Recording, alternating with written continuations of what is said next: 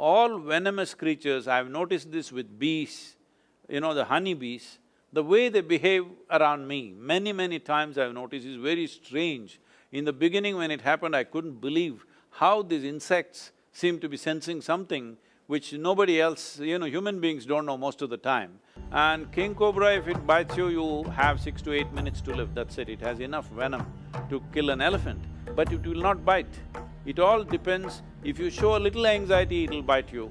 If you are just absolutely calm, it will not touch you because it's going by the reverb that you generate. When you say Sarpa Dosham, usually it affects the skin. Today, modern medicine dismissed as rubbish, superstitious. But we can get you certain cases of skin ailment. Do what you want, you cannot diagnose what it is.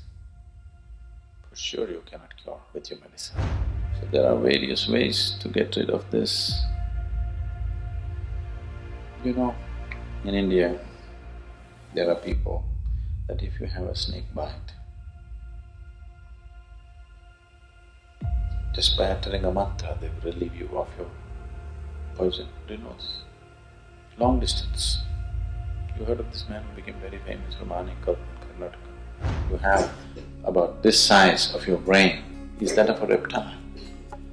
Within your brain, there is a brain which is about the size of something like a crocodile's brain.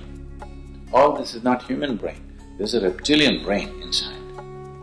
So with that, people are doing the Sarpa said, in a way it's a curse from the snake. When you get it, it's a curse, isn't it?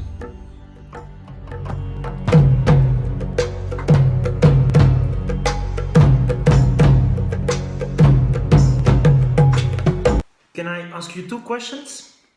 Yes, sir. So you mentioned this instrument that permits us to access this, whatever we call it, consciousness, intelligence, but you say it's for humans. So what do you think about animals and how they perceive the world? And then the second question is this terribly challenging one. If you say that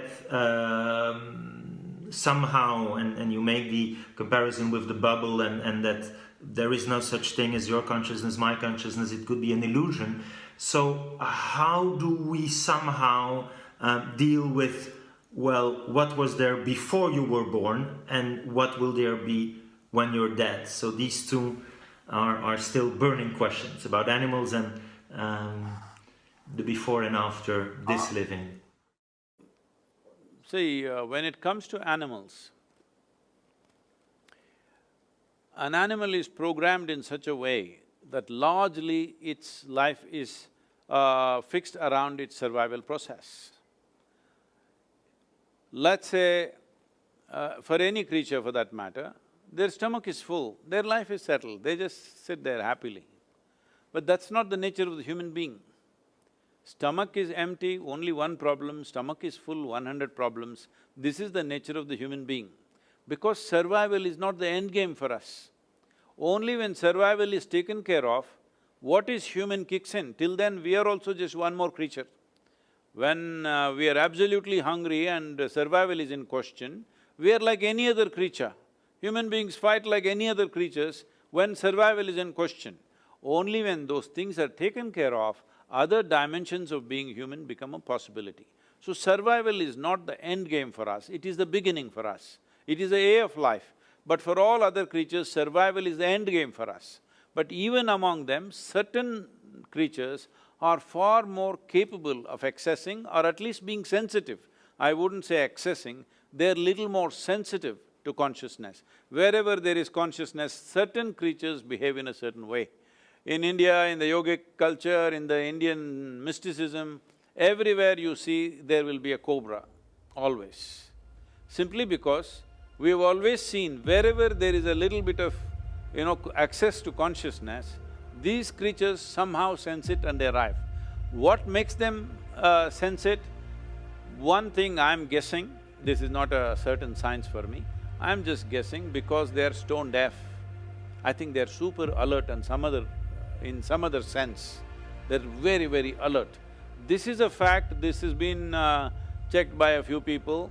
See, for example, a cobra in southern India, it has no ears at all, no hearing mechanism, so it has got the whole body to the ground and literally ear to the ground, So, if there is going to be an earthquake in California, which is literally 12 hours away, that means almost on the opposite side of the planet, if there's going to be an earthquake in the next 2 days or 3 days, this cobra will start behaving in a certain way. If you observe it carefully, if you have mastered that observation sufficiently, you can clearly tell that there is going to be an earthquake in approximately this kind of latitude. There are people who can do that. By simply observing the serpent, how it behaves, they say, there is going to be this kind of movement in some part of the planet. So, because any littlest, even the minutest vibrations in the planet, it is able to sense.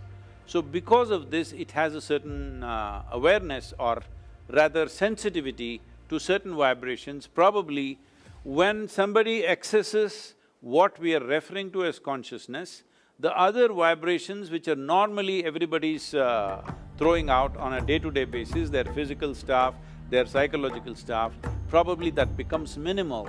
Lack of that reverberation is something that a cobra senses. If you become very meditative, well, it won't happen in Belgium because there are no cobras there, but if you are in India, if you become very meditative, you sit in a forest and become meditative, cobras will gather in front of you. They will come and sit there as if they're waiting for you. This is my personal experience any number of times, and this will be vouched for by any number of yogis in the tradition always, because they're able to sense that lack of vibration in the person. When the vibrations become very minimal or very fine, somehow they're drawn to that.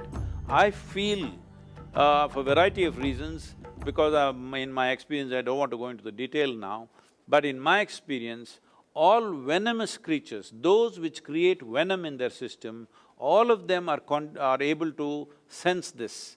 Probably, I'm just doing guesswork here, it's just guesswork. See, some creature generates venom within itself as an evolutionary process, probably because in some way his physical features and things are such that without a deadly venom, he wouldn't have survived. He is constantly threatened. So, because he's feeling so threatened, it's also true in human beings. Those who are feeling always threatened, they will carry a lot of venom within themselves.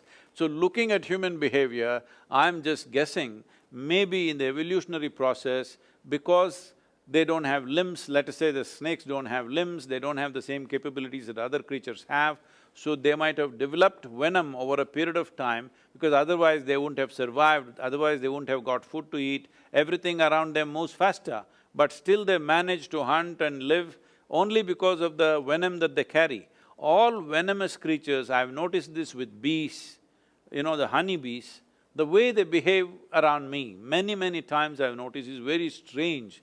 In the beginning when it happened, I couldn't believe how these insects seem to be sensing something which nobody else, human beings don't know most of the time, but they're able to see it. I've generally noticed this with all venomous creatures, because to generate that venom, there is some special process going on within them. From what I hear from other scientists and people who are working in the field, they're saying venom is one of the most complex proteins that are produced on the planet, and today for various neurological ailments, the experiments are going on how venom could be a solution in the future, because in my personal experience, consuming venom has done miracles to me in terms of rejuvenating my body and doing things with myself in so many different ways.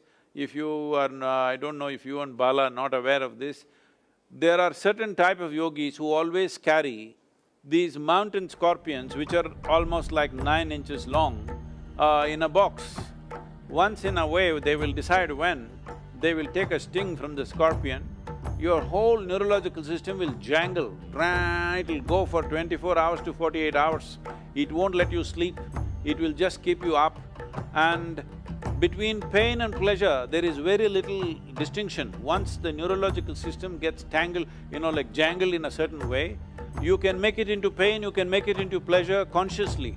So they will cry, they will laugh, they will cry, they will laugh, they will go through this for whole 24 to 48 hours because they are using the venom to just shake up the whole neurological system. So having said that, somewhere certain creatures have little more access to these things. They may not have access to consciousness, but where there is access to consciousness, they're able to sense that. In my understanding, or I would rather say my presumption, is that they're able to mark out those creatures or those bodies who are least amount of reverberations in them. Where there is least amount of reverberation is like a little bit of a vacuum for them, so they are drawn towards that, and at the same time they will not harm that, that kind of reverberation because they feel very passive. Like, I don't know, right now in the video as I was watching it, there is a video where I'm holding a king cobra, not by the head, but in the body. It is not a pet cobra or something. We've just caught it 2-3 days before that is being filmed there. And king cobra, if it bites you, you have 6 to 8 minutes to live, that's it. It has enough venom to kill an elephant, but it will not bite. It all depends. If you show a little anxiety, it'll bite you. If you are just absolutely calm, it will not touch you because it's going by the reverb that you generate. So, having said that, this consciousness as a dimension, let's call it a dimension, let's not call it as an experience of wakefulness and sleep, different levels of wakefulness. Well, even when you're awake, not everybody is awake to the same extent, isn't it? Suppose you're teaching in a university, right? Do you find all the students awake at to the same level? When I teach, yes, hyper-vigilant. He actually uses that analogy in his lectures. What? He goes to lecture and he uses that analogy where he picks his participants in a lecture and he analyzes and tells them, you're not this much awake and you're this much awake and alert to then his own theory. So, no two human beings are awake to the same extent. So this whole dimension, if we change the terminology a little bit, probably it will fall into a little better place of understanding, maybe not entirely, but little better. That is, right now when we talk about anesthesia or even coma for that matter, they may be very similar, I don't know medically how you differentiate between the two. Essentially, bodily functions have dropped step by step. In one person, a certain number of functions might have dropped, in another person it might have dropped further, and I would take it further. Even what you call as death is just further drop in the bodily functions. So whether it is death, coma, anesthesia, in my understanding and my experience of things, they are not very different. It is just different levels of profoundness of the same thing. When you become completely unawake, that means you're dead. You're little bit awake means you're in coma. You're little more awake means you're under the influence of anesthesia. Little more awake means you just had a drink. In your experience, but you have not yet died. Let's not go into that now. We'll go into it some other day because are you in Brussels? Yes, close to Brussels. Okay. So, unless you serve me French fries, I'm not going to talk all those things to you right now. I will offer you French fries and Belgian chocolate. It's a strange country.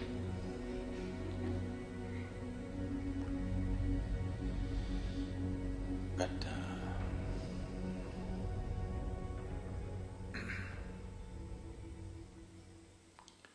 there are people who are seriously affected by what's called a Sarpa Dosham.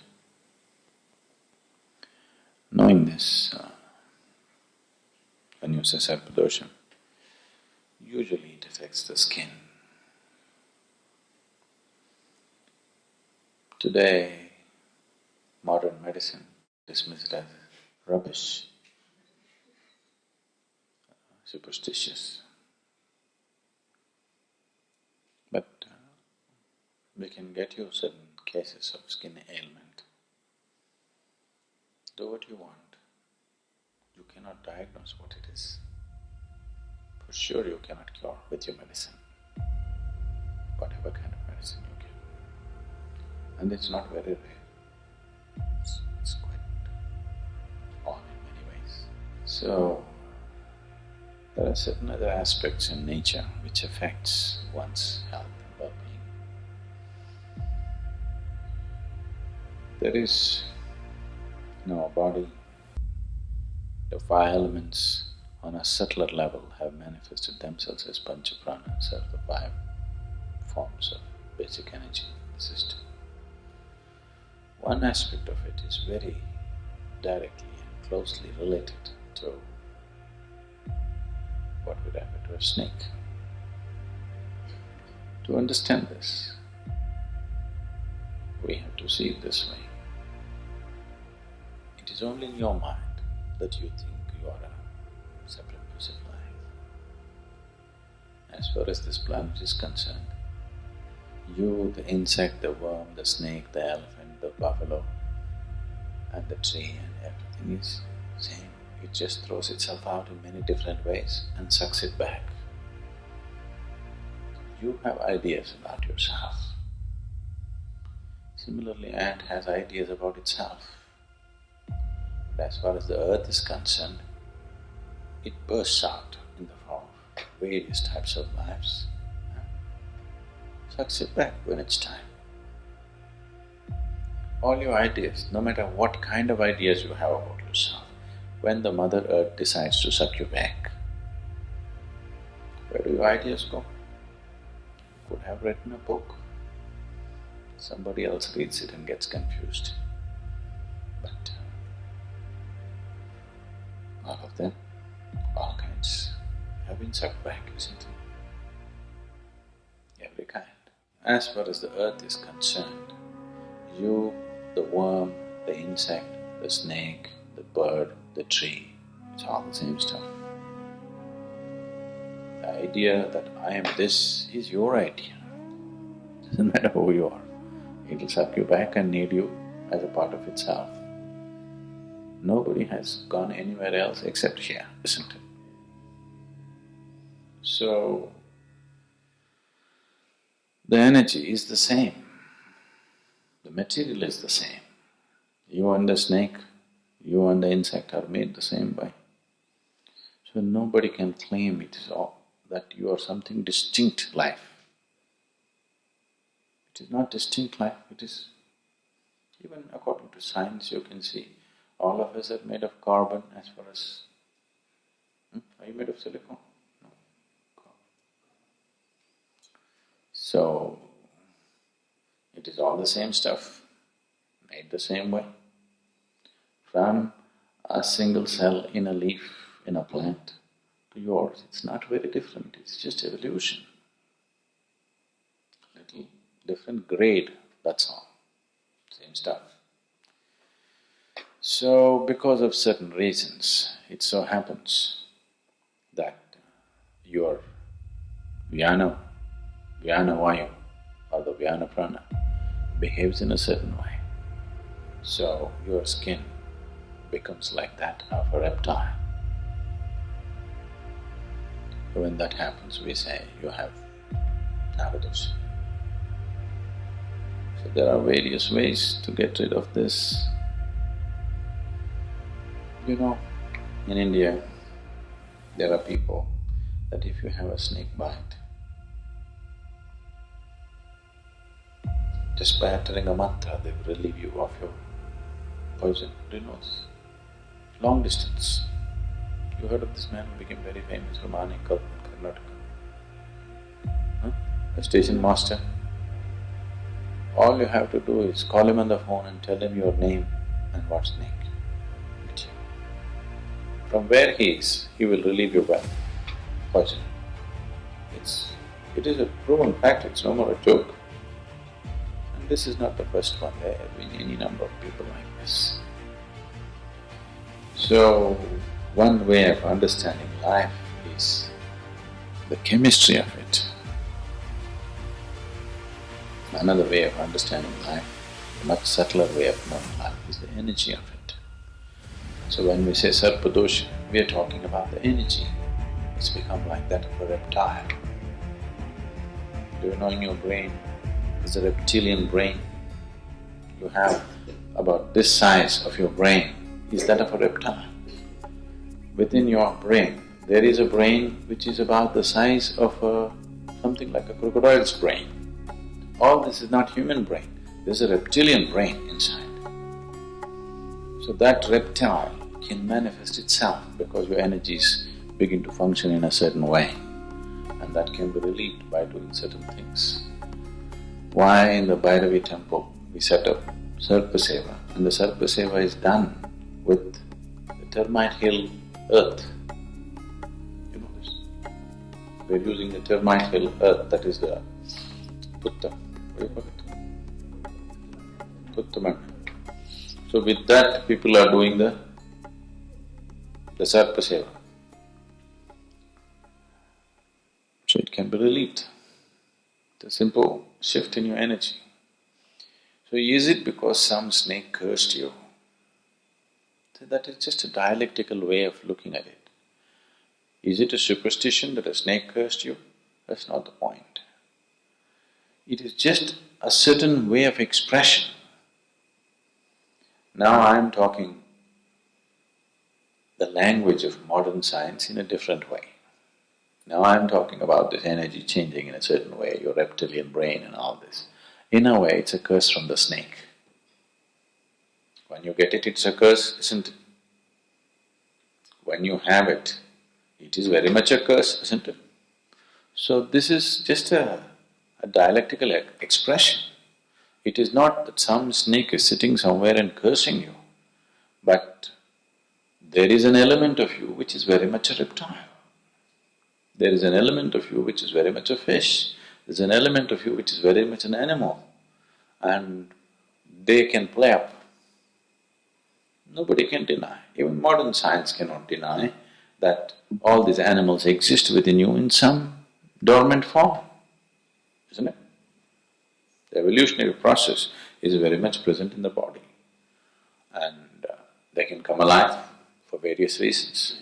It is a curse from the snake. Curse from the snake does not mean there is a snake sitting outside and cursing you. There is a snake sitting inside and cursing you. And that can be dealt with in a certain way, because it is quite a common problem. That's the reason why we set up the Sarpa Seva for people. We build temples. So the most Tamil Nadu, it's a Nagarkar. There's another one, Sarpa, what is it? In Kerala, it's a very famous temple. Manarshala,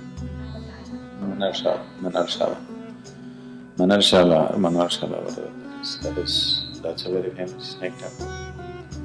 So everywhere they set up this thing so that people go to work it out. And in the process of evolution, reptile is a very significant aspect. And in the evolution of the being, snake is a very important step. And because of that, that's a reason why in India if you happen to kill a snake, you give it a funeral, you know. People actually give it a funeral, you know. Yeah, yes, they'll put a coin, a milk, ghee, whatever.